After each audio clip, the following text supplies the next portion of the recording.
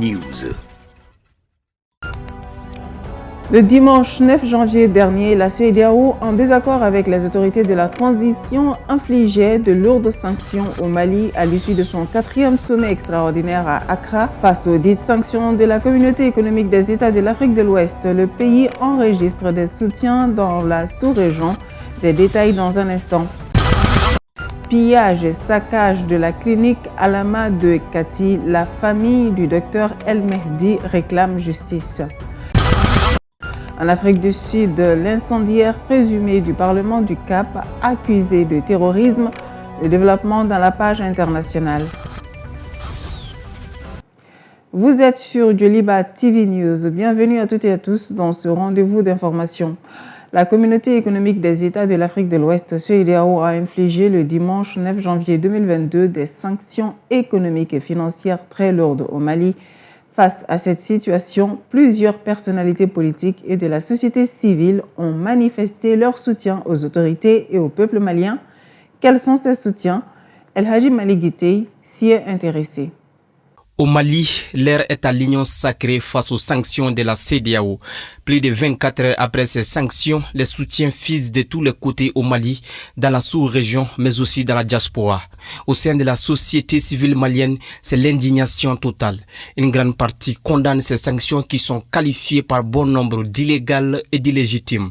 Ainsi, l'Union nationale des travailleurs du Mali, INTM, après une réunion extraordinaire à la Bourse du travail du Mali, condamne avec la dernière rigueur ces sanctions. Dans un communiqué, l'une des centrales syndicales des travailleurs du Mali a manifesté son soutien aux autorités de la transition. Même son de cloche pour les administrateurs qui eux aussi s'indignent face à ces sanctions de la CEDEAO. Dans un communiqué conjoint, 4 syndicats des administrateurs du Mali ont condamné ces sanctions qu'ils ont qualifiées de disproportionnées, d'inhumaines et injustifiées. Même la synergie des syndicats de l'éducation nationale, après plusieurs années de bras de fer avec différents régimes, a décidé d'enterrer pour le moment la hache de guerre. Dans un communiqué conjoint, les syndicats de l'éducation nationale ont manifesté leur soutien aux autorités de la transition en suspendant leur mot d'ordre de grève en cours, ainsi que toutes les actions programmées jusqu'à l'amélioration de la situation. Sur la toile, les réactions des internautes se multiplient. Les artistes, les activistes, hommes politiques, simples citoyens, tous sont unanimes par rapport à la sévérité de ces sanctions et ont manifesté leur indignation. Au-delà de la frontière, les autorités guinéennes restent solidaires avec leurs voisins, les Mali.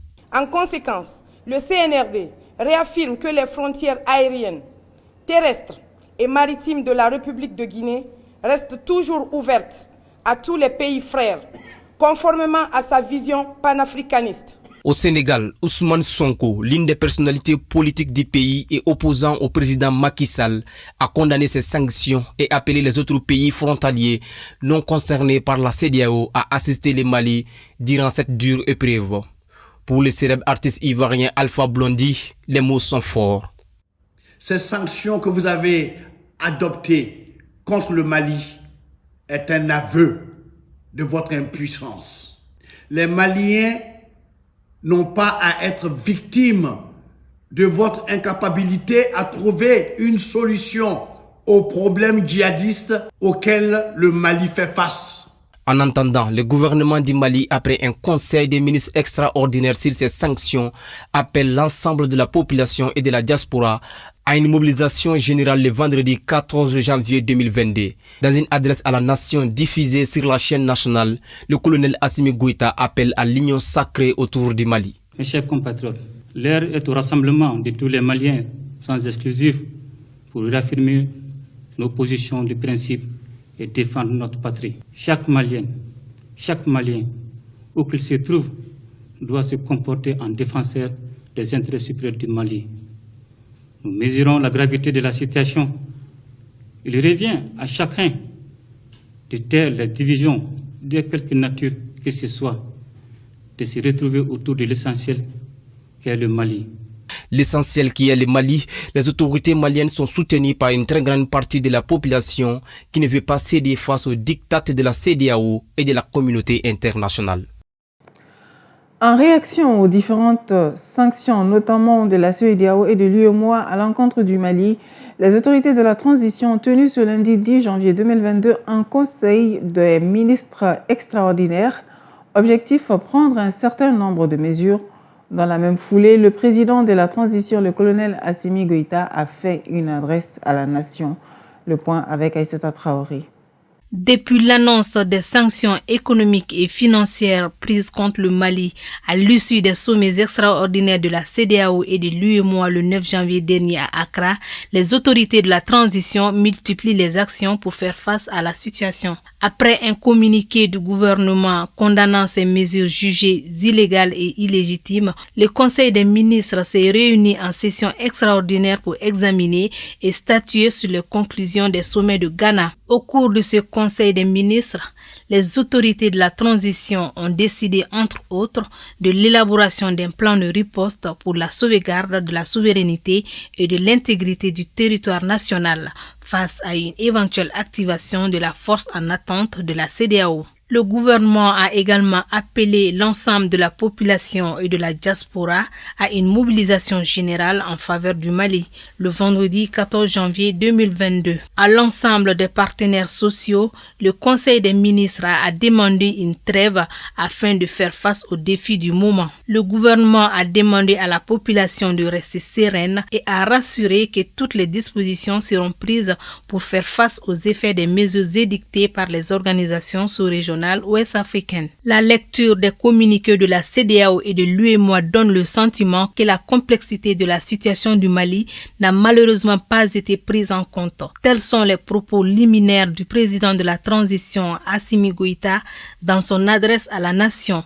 Le colonel Assimi Goïta a appelé à une mobilisation constante et à une résilience face à la situation, tout en demandant à ses compatriotes de taire les divisions et de se retrouver autour de l'essentiel, le Mali. Selon le président de la transition, la tenue des assises nationales de la refondation émane de la volonté manifeste du gouvernement de recenser l'ensemble des préoccupations des Maliens pour bâtir un Mali nouveau. Aussi, rappelle-t-il, les conclusions de ces assises assorties d'un chronogramme des élections ont fait l'objet d'une mission auprès du président de la conférence des chefs d'État de la CEDEAO. À ses compatriotes, le colonel Assimi Goïta a demandé de rester calme et serein car face à ce défi, les actions d'approvisionnement se poursuivront. Toutefois, dira le président Assimi Goïta, le Mali va rester ouvert au dialogue avec la CEDEAO pour trouver un consensus entre les intérêts supérieurs du peuple malien et le respect des principes fondamentaux de l'organisation.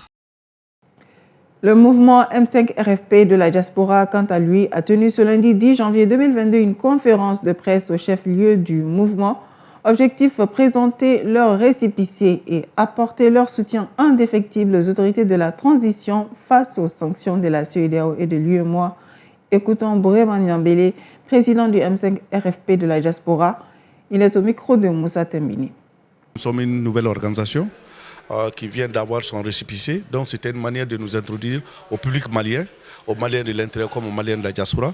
Mais en même temps, vous savez, c'est tombé aussi à un événement auquel notre pays en tant que nation est confronté. Donc c'était aussi de donner notre position par rapport à la situation actuelle du Mali. J'ai demandé à toute la diaspora de s'unir et de faire un combat, le combat qui fera le Mali de demain. Parce que le Mali de demain ne peut pas se faire sans la diaspora et sans les Maliens de l'intérieur. Donc à partir de ce moment-là, nous demandons, et notre combat, nous allons faire notre part.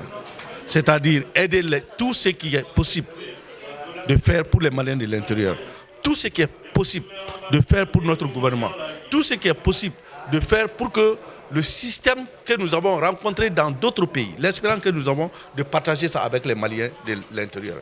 Tout ce qui est possible pour faire en sorte que le Mali économiquement ne soit pas asphyxié par ces sanctions inconstitutionnelles qui n'est même pas, quand tu regardes par exemple les chartes de la CEDEAO, qui est complètement contre toutes les formes de l'unité et de l'unité de l'Afrique et l'unité de la CEDEAO entre nous. Donc nous pensons que c'est le moment où à jamais que nous tous, Maliens de l'intérieur comme Maliens de l'extérieur, nous donnons la main pour dire non à l'injustice.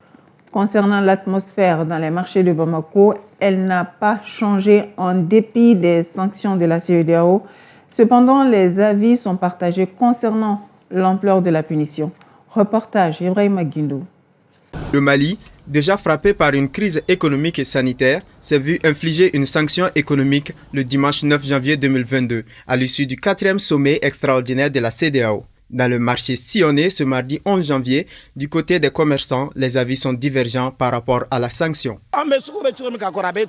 L'ambiance ici au marché n'a pas changé. Et cette sanction ne nous panique pas du tout.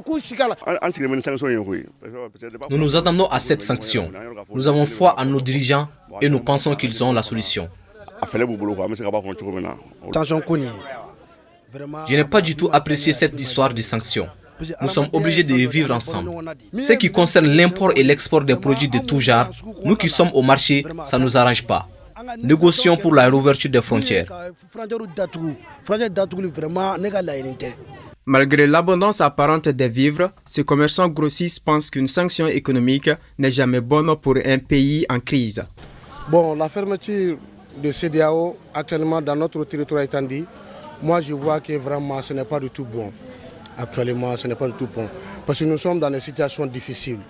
Nous sommes là maintenant à accueillir, c'est-à-dire la conséquence des coups d'État. Sur l'état des marchés, la plupart des clients ont décliné notre invitation à s'exprimer sur le sujet, à l'exception de ce jeune qui affirme qu'il est venu faire des provisions.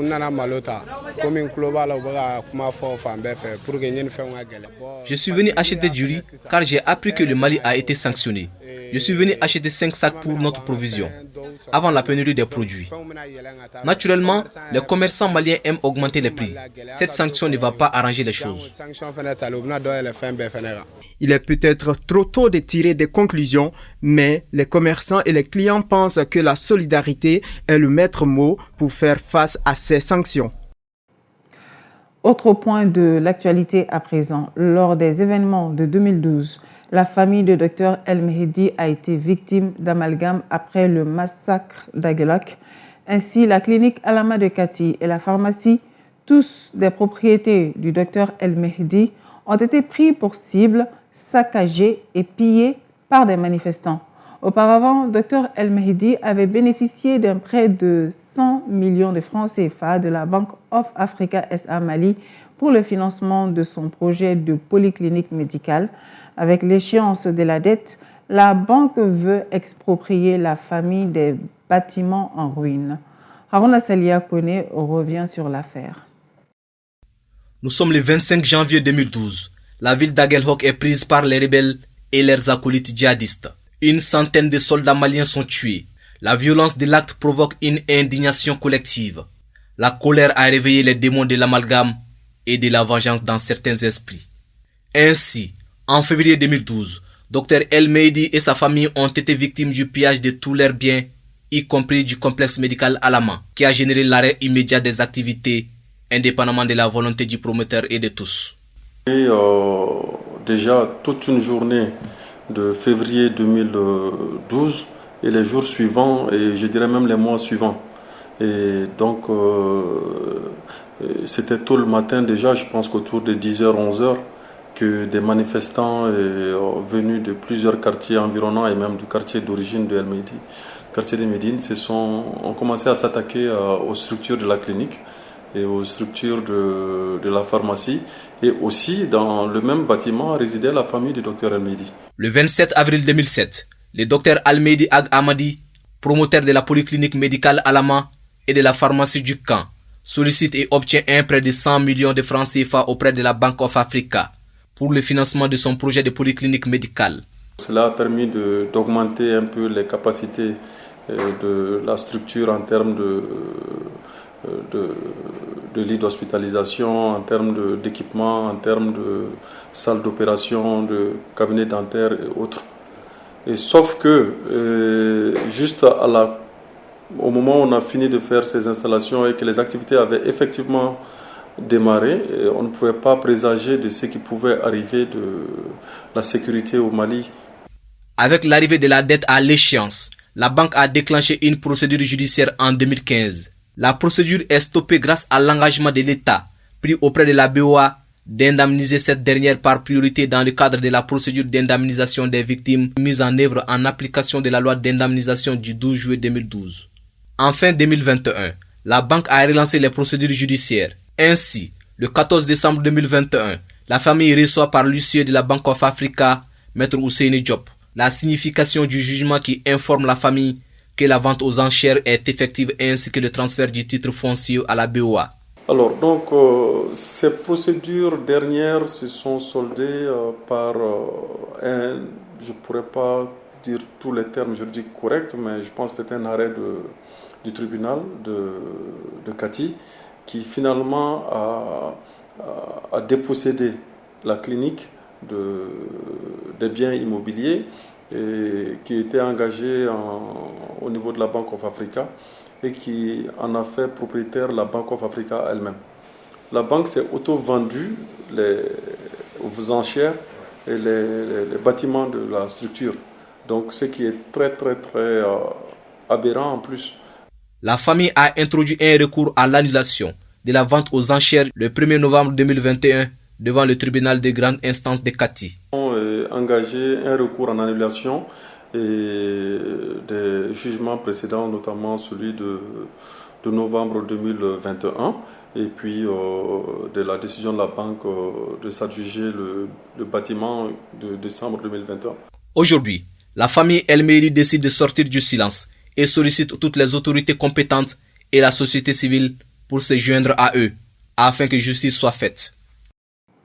Maintenant, l'image du jour consacrée à l'aigle, comme les aigles du Mali. Alors, les aigles sont de grands rapaces planeurs diurnes qui possèdent des pattes puissantes et de grandes serres qui leur permettent de saisir leur proie. Ils ont une vue perçante leur permettant de repérer celle-ci à distance. Parmi les différentes espèces, nous pouvons citer l'aigle royal. C'est un rapace brun foncé avec un plumage plus brun doré sur la tête et le cou.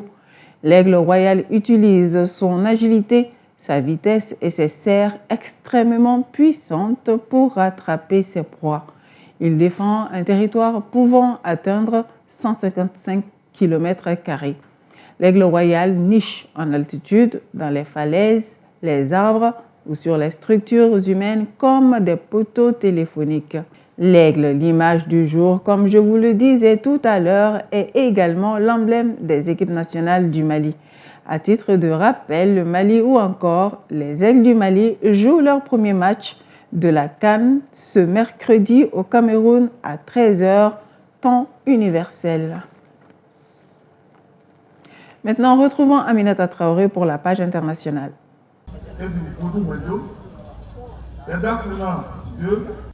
Les Béninois rendent hommage aux divinités du vaudou, religion bâtie autour des forces de la nature et du lien avec les ancêtres, dont les représentations peuvent être des objets ou des éléments naturels. Il y a Yevioso, dieu du tonnerre, Sakpata, le dieu de la terre, ou encore Koku, celui de la guerre. Mea Oudia, petite ville au bord de l'océan Atlantique et ancien port esclavagiste. C'est Mami Wata, divinité vaudou la plus connue dans le monde, qui est célébrée chaque année. Ou est violée, digitaire et adepte de Mami Wata, la déesse de la mer.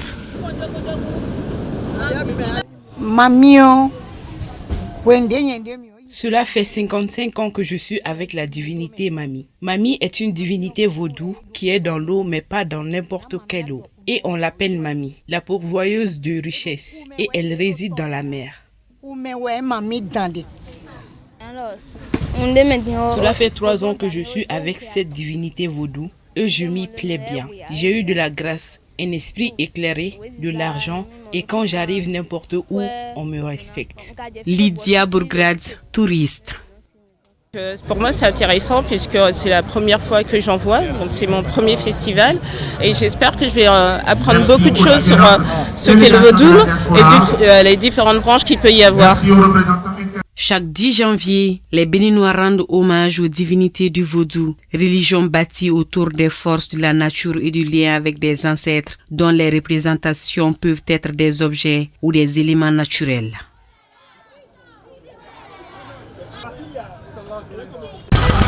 L'homme suspecté d'être à l'origine de l'incendie qui a ravagé le Parlement sud-africain le 2 janvier au Cap, Zandile Christmas Maffé, est poursuivi pour cet acte de terrorisme. En marge de son audience, de nombreuses voix s'élevaient pour réclamer la libération de ces sans-abri, présentés comme un bouc émissaire. L'homme était déjà accusé d'être entré par effraction dans l'immense bâtisse située dans le centre du Cap, d'avoir mis le feu au bâtiment du Parlement et d'avoir volé des ordinateurs portables, de la vaisselle et des documents. De nombreuses voix se sont élevées pour souligner qu'il n'était qu'un bouc émissaire alors que les manquements de la sécurité et au système anti-incendie étaient à mettre en cause. Selon les premiers rapports des autorités sud-africaines, le système de détection d'incendie était défectueux et tous les systèmes d'extinction par arrosage avaient été révisés pour la dernière fois en 2017. Une inspection prévue en février 2020 n'ayant pas été effectuée selon ces rapports. Les pompiers sud-africains avaient lutté 48 heures avant de totalement maîtriser l'incendie qui a ravagé les locaux où se réunit l'Assemblée nationale. Aucune victime n'avait été enregistrée. Après l'actualité internationale, nous en revenons aux Aigles du Mali en vue de la phase finale de la Coupe d'Afrique des Nations de football qui a débuté ce dimanche 9 janvier et qui prendra fin le 6 février prochain au Cameroun. Le sélectionneur Mohamed Magasouba en a choisi 28 pour défendre les couleurs du Mali. Qui sont-ils? Quel est leur parcours? Amadou Tolo s'est intéressé au milieu de terrain suivant. Tout comme la défense, 9 milieux de terrain seront eux aussi de la campagne camerounaise avec les Aigles du Mali. Parmi ceux-ci, Djadje Samassé, professionnel malien depuis plusieurs années qui évolue plus précisément à Hoffenheim en Allemagne. Il est à sa 24e sélection avec les Aigles et a inscrit un but. Djadje est rapide et visionnaire. Il pourrait être d'un apport précieux pour les Aigles lors de cette CAN. À côté de lui, Amadou Aïdara, communément appelé Doudou, est un milieu très combatif. Il sera à sa 22e sélection avec l'équipe nationale du Mali et compte à son actif 2 buts pour les Aigles. Aïdara aime, en plus du football, la lecture. Au Cameroun, les Aigles pourront compter sur sa vision du jeu. Autre milieu, pas le moindre, Mohamed Kamara dit Tchamanché. Joueur très rapide et courageux, Mohamed Kamara est un relayeur entre la défense et l'attaque. Il ne résigne jamais d'effort. Peu bavard, mais dur sur l'adversaire. Un milieu défensif. Il évolue depuis plusieurs années au Red Bull Strasbourg en Autriche. En partant au Cameroun avec les Aigles, Mohamed Kamara serait à sa 10e sélection avec les Aigles. Adama Traoré Dinos sera de la partie avec les Aigles du Mali au Cameroun comme milieu offensif et très rapide, balle au pied. Il honorera les couleurs du Mali pour la 22e fois de son histoire. À son actif, on compte 3 buts avec les Aigles jusqu'à 7 CAN. Adama Traoré Nos, puisqu'il s'agit de lui, évolue comme professionnel en Turquie. Plus précisément à Hatayspor, il est en forme en ce moment, ce qui lui a valu cette sélection pour la Coupe d'Afrique avec le Mali. Parlant d'Aliou Dieng, lui aussi joue au poste de milieu de terrain. Il a 8 sélections avec les Aigles. Sociétaire d'Al-Ahly en Égypte, c'est un joueur combatif et à coup sûr, il serait d'un apport remarquable. Quant à son compère au milieu, Lassana Koulibaly, lui sera à sa 26e sélection chez les Aigles. Il est professionnel et monnaie son talent à Salernitana en Italie. Enfin, Romenick Kwame Guessant, milieu de terrain évoluant à 3 en France. Il a été sélectionné avec les Aigles à 4 reprises et n'a pas ouvert son compteur de but pour l'instant avec l'équipe nationale. Espérons que cette CAN soit la bonne. Il sera le plus attendu par le public malien lors de cette CAN au milieu. Il s'agit de Yves Bissouma. Pour sa 13e sélection et 2 buts à son actif, Bissouma avait longtemps été écarté de la sélection. Donc, son retour serait vraiment commenté par les supporters des Aigles. Enfin, au milieu, n'oublions pas Hamidou Traoré, Didou. Professionnel en Turquie, avant cette CAN, il n'y avait jamais été sélectionné avec les Aigles du Mali. Donc, à lui de confirmer tout le mal qu'on pense de lui. Ces milieux de terrain ont la lourde tâche d'organiser le jeu offensif des Aigles du Mali lors de cette CAN. Espérons qu'ils seront à la hauteur des attentes. Et c'est tout pour ce Joliba Evening News, aimables téléspectateurs. Merci à toutes et à tous de l'avoir suivi. Bonne suite de programmes sur Joliba TV News.